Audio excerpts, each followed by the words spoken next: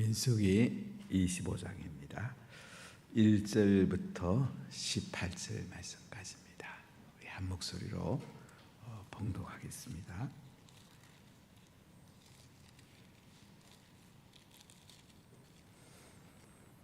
이스라엘이 시딤에 머물러 있더니 그 백성이 모압 여자들과 음행하기를 시작하니라.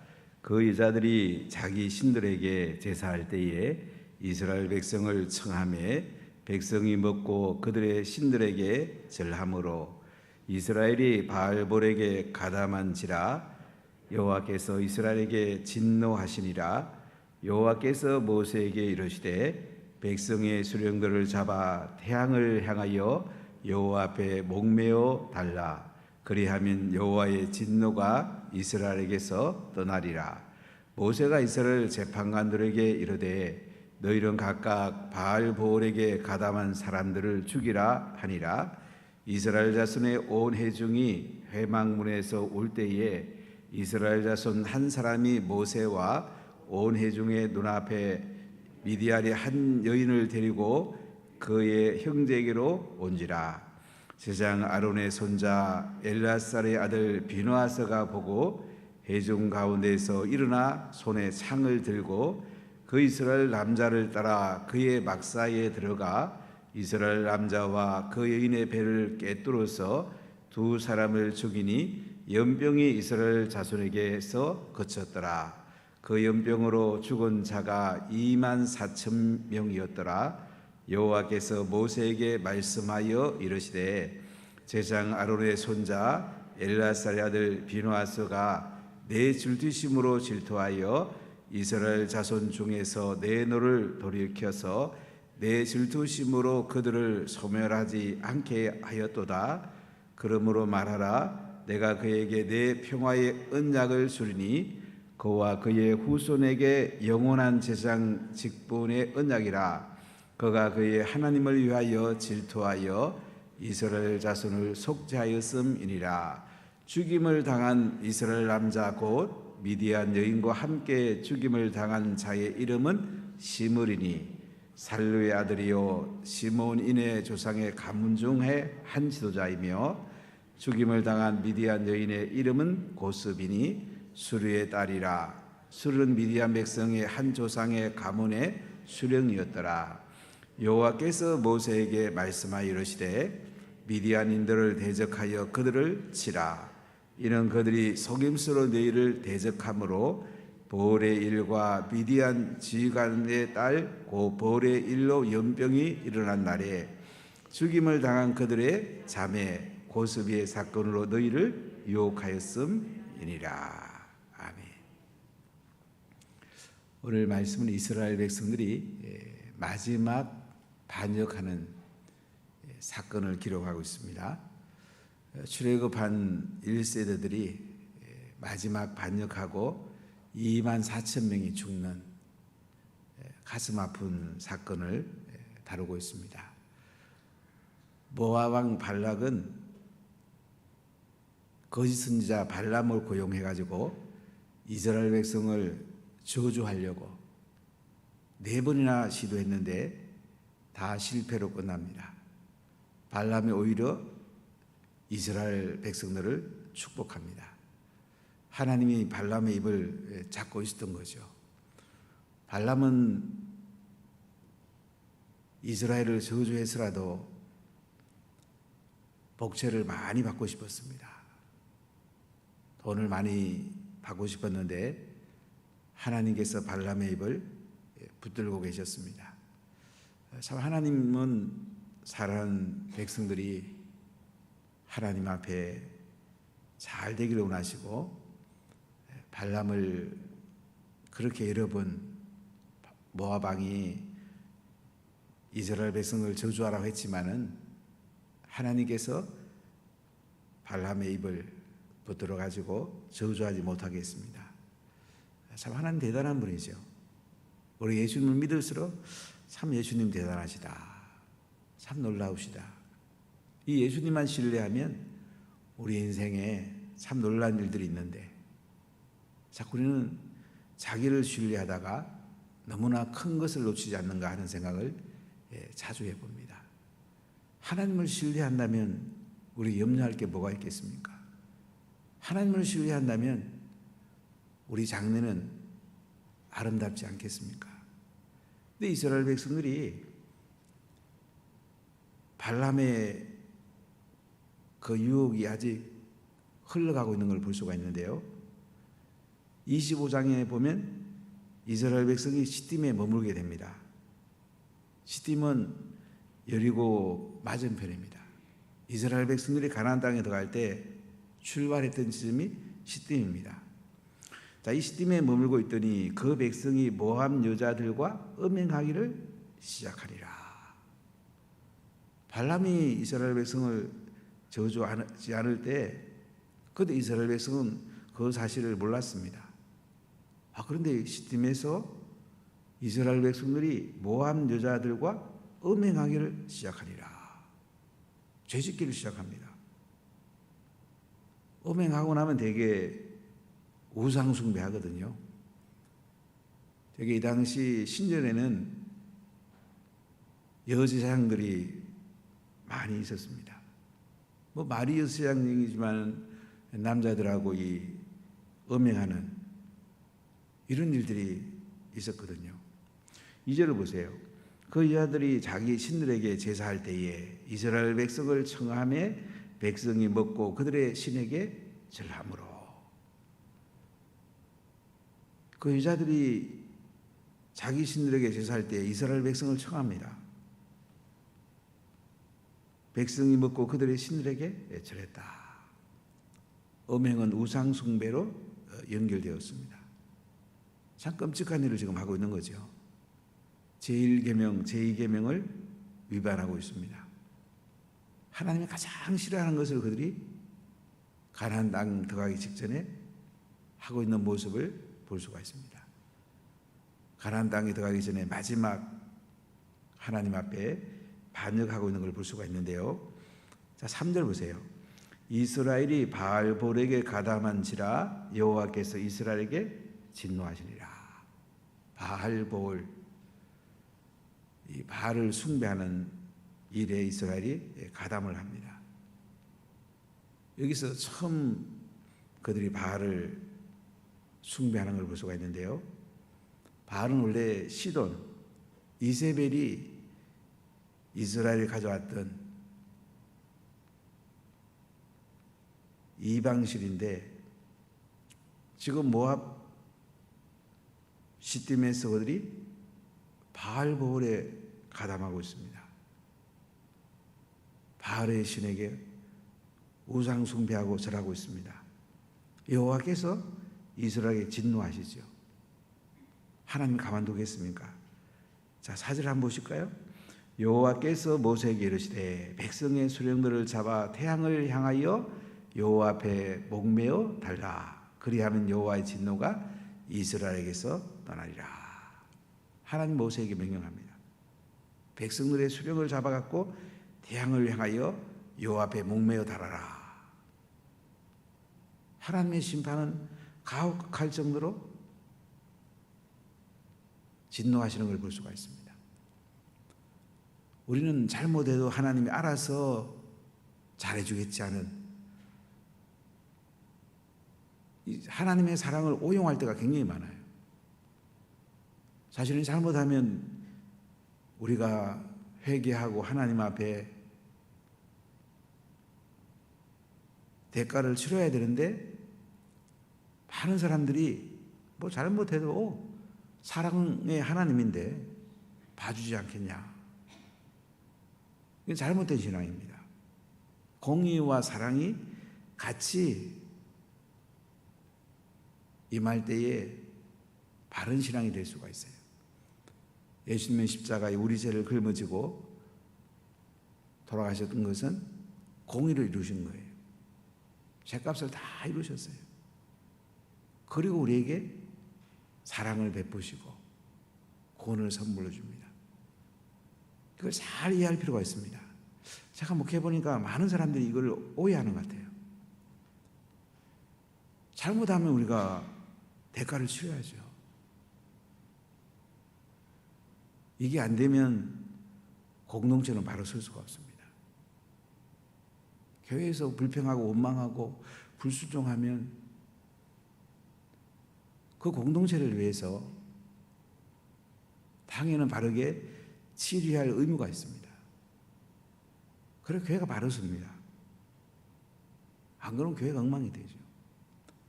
가정도 마찬가지예요. 자녀가 잘못했을 때에 자녀를 바르게 치료할 때에 자녀가 바로 섭니다.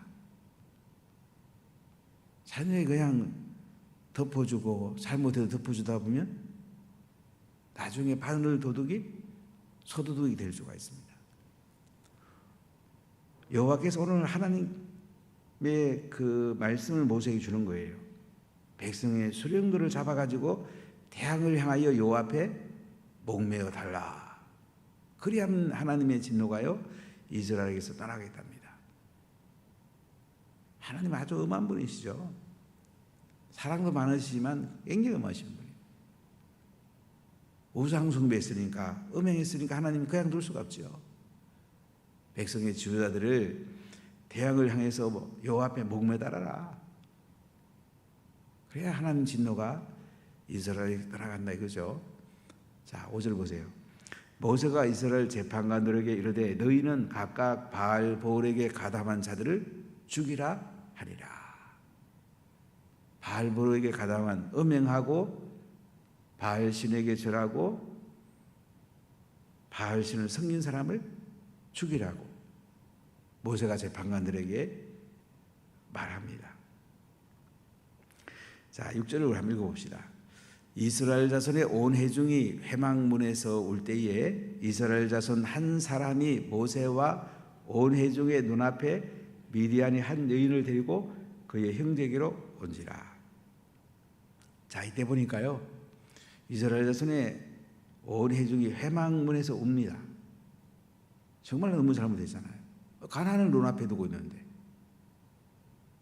다 가나안에 하나님이 데리고 들어가려고 그러는데 음행하고 우상 숭배했으니 하나님의 진노가 임했고 또 우상 숭배한 사람들을 다 죽이라고 그러니 목매어 달라고 그러니 온 회중이 회막문에서 울고 있습니다. 이때 이스라엘 자손 한 사람이 모세와 온 회중의 눈앞에 미디안의 한 여인을 데리고 그의 형제에게로 왔다. 그 가족에게로 왔다 이거야. 왜 왔을까요? 아마 가족과 친족들에게 결혼하려고 인사시키러 왔다고도 볼 수가 있고요. 어떤 성경학자는 이제 인사시키고 음행하려고 성관계 맺으려고 데리고 왔다. 이렇게 말하기도 합니다. 7절을 보세요. 제사장 아론의 손자 엘라살의 아들 비느하스가 보고 회중 가운데에서 일어나 손에 창을 들고 그 이스라엘 남자를 따라 그의 막사에 들어가 이스라엘 남자와 그 여인의 배를 꿰뚫어서 두 사람을 죽이니 연병이 이스라엘 자손에게서 그쳤더라. 자, 이때 비느하스가 회중 가운데 일어나 손에 창을 듭니다. 비느하스는 아론의 손자고 엘레살 아들입니다. 그리고 이스라엘 남자를 따라 그 막사에 들어가서 이스라엘 남자와 그 여인의 배를 꿰뚫어 갖고 두 사람을 죽입니다. 그들이 연병이 이스라엘에서 그쳤다 이거야. 그리고 연병으로 죽은 사람이 24,000명이었더라. 하나님의 진노가 멈추었습니다. 하나님의 공의가 이루어졌기 때문에 하나님의 진노가 멈춘 거예요. 이스라엘 백성들이 시내산에서 검송아지를 만들었습니다. 모세가 산에 십계명 받으러 올라갔을 때에 늦게 내려오니까 검송아지를 만들었습니다. 이때 모세가 내려왔고 레위지파 사람들이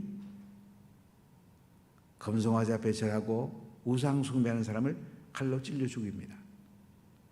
이때 하나님이 레위지파를 사용합니다. 오늘 비느하스가 음행하는 남자와 여자를 배를 꿰뚫어 가지고 죽입니다. 그런데 연병이 고칩니다. 그리고 비느하스가 복을 받습니다. 저는 교회를 목회하며 많은 생각을 해봅니다. 교회에 잘못한 사람들, 불순종하는 사람들을 어떻게 할 것인가, 참 많은 저는 고민을 해봤어요. 성경에 답이 있어요. 그 사람들을 치리해야지 공의가 서고 교회가 바로 서게 됩니다. 뭐 사람들이 잘못해도 봐주지, 뭐 그렇게 예수님이 사랑이 얼마나 많은데 이렇게 우리가 잘못 생각하는 경우가 종종 있습니다. 여러분 성경을 잘 읽어보십시오. 잘못한 사람들은 공의의 심판을 했을 때 하나님께서 그 공동체에 복을 주시고, 잘못한 사람들을 앞장서가고 칼 들고 죽인 사람들을 하나님께서 복을 주십니다. 이것이 성경에 꿰뚫린 중요한 공의의 하나님의 그 역사입니다. 이걸 잘 이해할 수 있어야 돼요. 자, 10절 한번 보세요. 여호와께서 모세에게 말씀합니다. 11절, 제사장 아론의 손자 엘라살의 아들 비느하스가 내 질투심으로 질투하여 이스라엘 자손 중에서 내 노를 돌이켜서 내 질투심으로 그들을 소멸하지 않게 하였도다. 하나님 질투한 하나님이에요. 이 비느하스를 엄청 칭찬하죠. 비느하스가 음행하는 남자와 여자를 창을 들고 배를 꿰뚫어 죽였는데 하나님께서 오늘 모세에게 뭐라고 그래요? 비느하스 정말 잘했다. 그에게 복을 줘야 되겠다. 내 질투심으로 질투해갖고 이스라엘 자손 중에서 내 노를 돌이켜가지고 내 질투심으로 그들을 소멸하지 않겠다. 하나님은 다른 신을 섬기면 질투하는 분이에요. 사랑도 많지만 하나님은 질투하는 분이에요. 그런데 비느하스가 음행하는 그 사람들을 창으로 죽였기 때문에 너무너무 하나님이 기뻐하세요. 그리고 이스라엘 백성들에게 연병, 전염병을 거치게 한 거예요. 비느하스가 이 일을 안 했더라면 훨씬 많이 죽었겠죠. 24,000 아니고 더 훨씬 많이 죽었을 거예요. 그랬더니 비느하스가 공의를 이뤘을 때에 하나님이 이스라엘 백성을 축복하시고, 그리고 비느하스를 존귀하게 사용합니다. 그래서 유대인들은 모세, 아론, 비느하스 가장 훌륭한 지도자라고 얘기합니다. 자, 12절 보세요. 그러므로 말하라. 내가 그에게 내 평화의 언약을 주니 그와 그의 후손에게 영원한 제사장 직분의 언약이라. 그가 그의 하나님을 위하여 질투하여 이스라엘 자손을 속죄하였습니다. 하나님이요 이제 평화의 언약을 준답니다. 그래서 비느하스와 그의 후손에게 영원한 제사장의 언약이라. 비느하스를 그렇게 축복하세요. 그 후손들이 계속 이어서 제사장이 된다. 그 후손 가운데 솔로몬 때에 사독이 나옵니다. 사독이 대제사장이 되죠. 이렇게 하나님 나라를 위해서 창 가지고 죽이는 거 쉬운 거 아니잖아요. 우리 사랑하는 건 어떤 면은 쉽지요. 사람에게 잘해주는 거에 뭐 어렵습니까? 잘못한 사람을 보고 이거 너 잘못했다. 직면하고 이거 고쳐. 이렇게 말하는 것도 우리에게 굉장히 중요해요. 우리가 제자를 세우려면요 사랑해야 됩니다. 또한 잘못한 거는 이거 고쳐야 된다. 이렇게 하면 너 살면 안 돼. 이렇게 말할 줄 아는 지도자가 훌륭한 지도자입니다. 부모 마찬가지예요. 자녀 사랑해야죠. 그리고 자녀가 잘못했을 때는 이거 아니야. 너 이거 하면 안 돼. 징계를 가하는 부모가 훌륭한 부모입니다. 오늘날의 사회가 자녀에 그냥 잘해주기만 하면 되는 줄 알아요. 여러분 나중에 지나고 보세요. 신앙 지도도 바르게 해야 됩니다. 때로는 엄격하게 해야 됩니다. 아닌 건 아닌 것입니다. 그래야 우리 자녀가 바로 자라죠. 신앙생활 똑바로 하지. 나중에 알아서 예수 잘 믿겠지. 사람은 알아서 잘 안 됩니다. 부모는 자녀에 대한 책임이 있어요.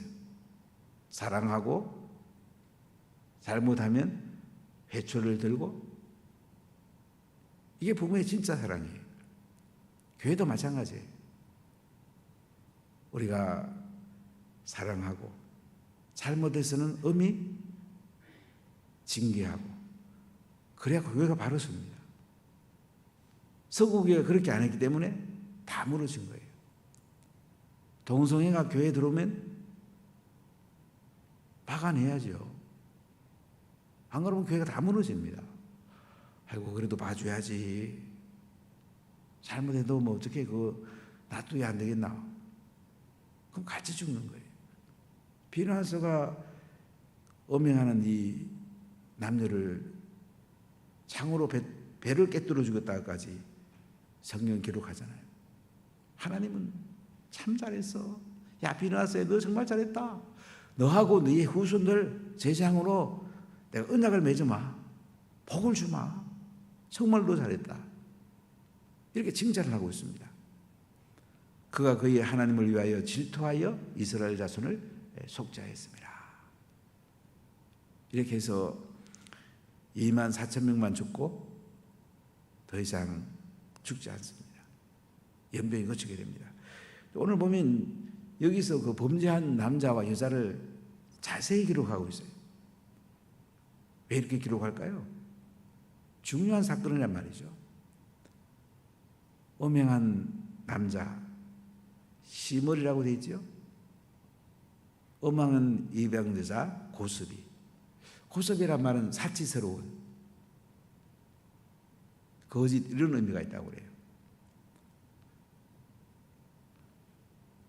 비나스가 죽인 사람 한번 봅시다. 14절. 죽임을 당한 이스라엘 남자 곧 미디안 여인과 함께 죽임을 당한 자의 이름은 시므리니 살류의 아들이요 시몬인의 가문의 조상의 가문 중 한 지도자이며, 시몬인 보니까 시몬 지파의 후손들입니다. 그 지도자입니다. 15절에 죽임을 당한 미디안 여인의 이름은 고스비니 수르의 딸이라. 수르는 미디안 백성의 한 조상의 가문의 수령이었더라. 그러니까 미디안 족속의 수령의 한 딸이란 말이죠. 미디안 족속의 추장의 딸이에요. 이들이 음행한 것을, 바알신 숭배한 것을 하나님이 엄하게 다룹니다.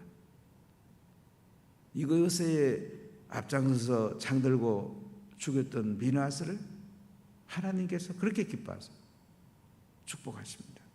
자, 16절 보세요. 여호와께서 모세에게 말씀하여 이르시되 미디안들을 대적하여 그들을 치라. 이런 그들이 속임수로 너희를 대적하되 보올의 일과 미디안 지휘관의 딸 곧 보올의 일로 연병이 일어난 날에 죽임을 당한 그들의 자매 고스비의 사건으로 너희를 유혹하였습니다. 하나님 모세에게 미디안을 대적에 치라고 합니다. 왜냐하면 그 사유가 이 보올의 일로 연병이 일어나가지고 이스라엘에 24,000명 죽었는데, 이 고스비의 사건을 통해서 너희를 유혹했기 때문에 미디안 사람들을 대적해서 치라고 오늘 하나님께서 모세에게 말씀하는 것을 볼 수가 있습니다. 사랑하는 여러분, 우리가 인생을 살다 보면 우리는 사랑하면 다 될 줄 압니다. 하나님은 사랑의 하나님이기도 하지만은 공의의 하나님입니다. 이걸 잊어서는 안 됩니다. 특히 구약에서는 공의가 많이 강조됩니다. 나라가 바로 서려면 공의가 안 서면 나라가 바로 설 수가 없어요. 교회도 가정도 일터도 이 하나님의 공의가 이루어지는 것이 굉장히 중요합니다. 일정한 원칙이 있어야지, 안 그러면 질서가 설 수가 없어요. 공동체가 바로 설 수가 없습니다. 참 안타깝지요. 가나안 땅을 앞두고 있습니다. 이제 가나안 땅에 곧 들어갈 것입니다. 이제 좀 지나면 신명기에서 모세가 2달여 동안 가나안 땅에 들어갈 이스라엘 백성들에게 메시지를 전합니다. 가나안 땅에 들어가면 십계명을 지키고 율법을 지키고 하나님 앞에 제사 예배를 잘 드리고, 신명기 지난번에 우리가 다뤘지요. 곧 이 말씀을 모세는 전하게 될 것이고 곧 가나안 땅에 들어갈 거예요. 몇 달 안 남았어요. 그런데 엄청난 일이 벌어졌죠. 이 바알보울의 사건. 이스라엘 백성들이 모압 여인들하고 음행한 사건. 대표적인 사건이 오늘 보니까 시몬 후손의 시므리하고 미디안 주장의 딸 고수비하고 음행한 사건, 우상 숭배한 사건. 이 사건에서 비느하스가 그들을 죽임으로 하나님이 비느하스 가문을, 후손들을 총기하게 사용합니다. 우리가 사랑도 해야 되지만은 때로는 직면도 하고 때로는 징계도 하고 바로 세워야지 공동체가 삽니다. 그래야 또 내가 삽니다. 그래야 우리 후대가 삽니다. 이걸 잘 이해해야 됩니다. 그래야지 우리 후손들이, 우리 가문이 복을 받습니다. 참 너무 안타깝지요. 이 사람들 이 사건만 없었더라면 이스라엘 백성들이 연병으로 24,000명도 안 죽었을 거고 또 가나안 땅에 다 들어갔을 건데, 안타깝게도 가나안 땅에 들어가기 직전에 바알볼 사건을 통해서 24,000명이 죽고 가나안 땅에 들어가지 못합니다. 참 가슴 아픈 사건이죠. 이렇게 해서 출애굽 1세대들은 광야에 죽을 사람은 하나님이 다 죽이십니다. 그리고 출애굽 2세대들이 가나안 땅에 들어갑니다. 여호수아의 리더십을 통해서 가나안을 정복합니다. 하나님께서는 이제 1세대를 다 마감하시고 다음 세대 2세대를 26장에서 이제 인구조사하면서 사용하시는 걸 볼 수가 있어요. 민수기는 1장부터 25장까지 출애굽 1세대, 26장부터 36장까지 출애굽 2세대 얘기예요. 이제 우리가 새롭게 시작해야 되지 않겠습니까? 새로운 시대와 함께 우리는 희망찬 우리 앞길을 달려가야 되지 않겠습니까? 26장은 제가 인도 갔다 와서 또 여러분하고 말씀을 나누겠습니다. 그럼 민수기를 잘 묵상해 보세요. 참 놀라운 말씀이에요. 우리가 원망하고 불평하고 불순종하면 하나님이 다 징계하고 이 땅에 광야에 다 죽입니다. 그리고 하나님을 신뢰하고 회개하고 순종하는 사람들은 가나안 땅에 데리고 갑니다. 이 전체 흐름을 우리가 깨뜨려 볼 수 있어야 돼요. 구름기둥 불기둥이 떠오르고 언나팔 소리가 들리고 모세와 아론의 권위를 인정하고 그 뒤를 따라가는 사람들,